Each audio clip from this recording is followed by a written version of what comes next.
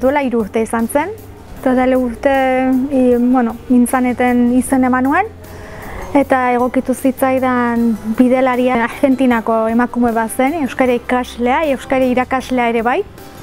Eta, esperientzia polita izan da, eman polita ere sortu da gure artean.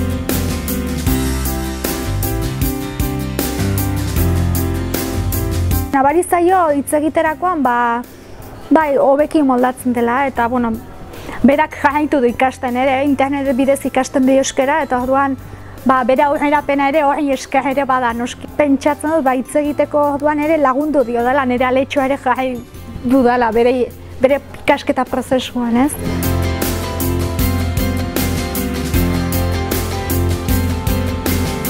Bera pertsonalki ezagutzea eta ez du haragizkoa zela, ez? Niretzat hunkigarria izan zen bera lehen aldiz ikustea, bai. Eta berarentzat ere, bai, baina izan zen halako gauza berezi bat, bai.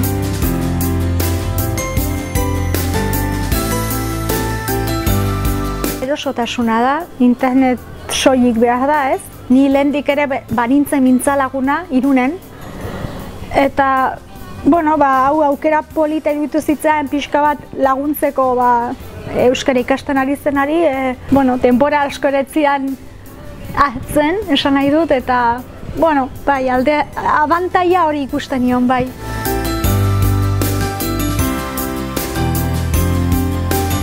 Zergatik aukeratu nuen ez daukat garbi. Nik anuntzio bat ikusi nuen, berrian edo horrela, eta atentzioa deitu zidan, eta segituan deitu nuen. Eta orduan, neroni ere harrituta galditu nintzen, ze esperientzia polita eta ze era erosoa, nola baite euskara ikasi nahi zuenari laguntzeko.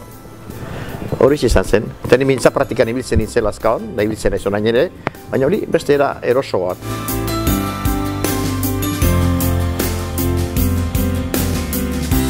Eduardo Rinkonekin asko lagundu behar zaio. Importantea da lasai hitz egitea eta ondo ahozkatzea. Eta ari da oso poliki, eta gaina irakurri asko irakurtzen du, eta nik uste eta horrek laguntzen diola. Eliriekin ere oso ondo. Eli beste pauso bada, beste maila bada. Eli nik uste dut edozein aukera aprobetxatzen du euskara hobetzeko.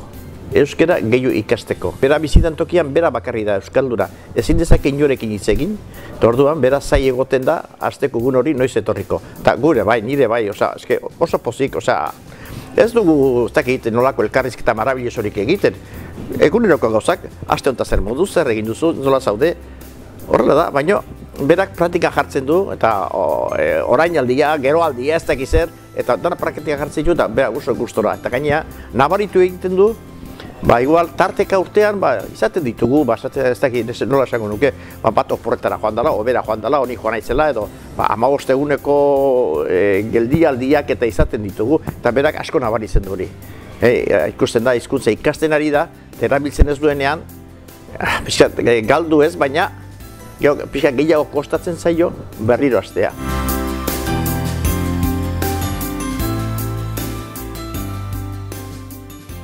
Oso momentu hunkigarri izan zen. Orain ere nik uste dut hunkitu egiten naizela, nire anaiarekin joan nintzen.